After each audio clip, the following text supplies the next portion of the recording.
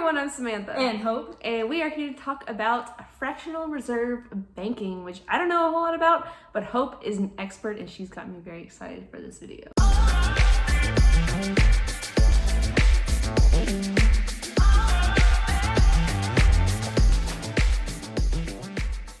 So Hope, what exactly is fractional reserve banking? Yeah, so it sounds super intimidating and super complicated.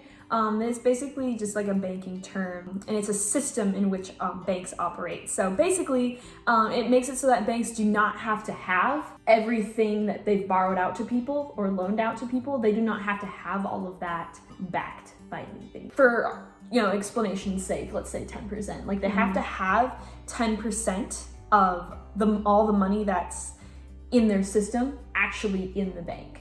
And that's why when there's runs on the bank, that's why people freak out, because they actually don't have all of the money. If everybody came at the same time, like to take their money out, they wouldn't have all of it. So that's kind of operating off of the assumption that not everybody's gonna always want their money all the time. So what if I went to the bank and just asked for my entire life savings? They would have it, more than likely. If everybody who banked there came at the exact same time and asked for it, they would not have it, and they would be in big trouble. Luckily, no one these days takes runs on bank. It happens in economic crises sometimes, when people are just like, oh my gosh, I need to have my money. That's not good. And banks will close. So you kind of covered it a little bit, but tell me more about why fractional reserve banking is a bad thing. So basically, fractional reserve banking allows for more money to be in circulation than actually exists. Because basically, if you deposit like $100 to me, like as a bank, I can then loan out $1,000 to other people with your $100. So if you were a bank. Yeah, if I was a bank, I could, and you gave me $100, I was like, cool, this is Samantha's money. But I can, if somebody came and said, I want a loan for $1,000, I'm like, I have 10% on hand, so I can loan you $1,000 and just kind of make it appear.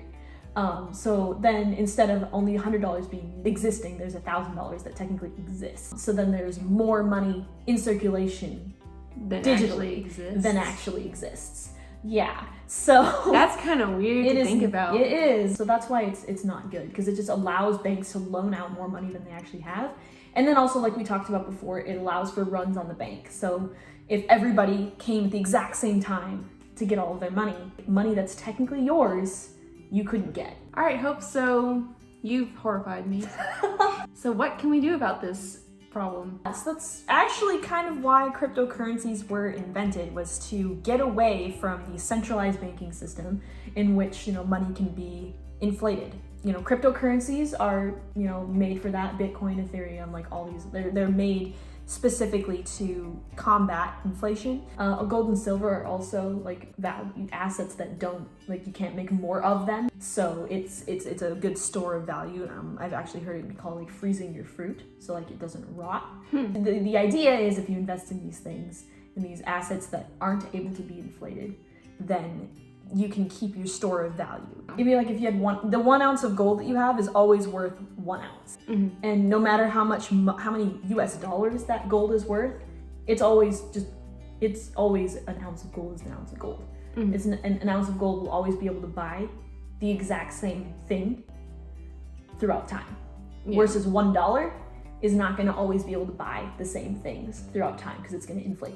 Other things that we can do is we want to educate everyone. We want to educate the masses, basically, to hopefully create some sort of change in the way people are thinking. Because I think if honestly you change the way people think, then that's a big step forward too, and that helps hopefully to solve that problem long term. Because it kind of sucks for me to think about the money I have in the bank and be like, man, it's losing its value. In 20 years, like that, it's not going to be able to buy what it was able to buy today. Yeah, so then the solution is either to go buy everything now, which is not great, right? Or put it into something that's going to hold its value.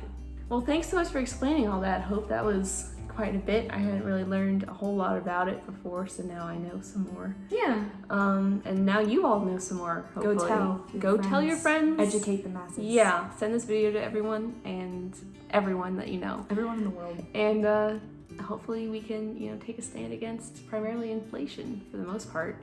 But yeah, this has been Samantha and Hope on the Digifox channel. Yep, and we will see you in the next one. Bye.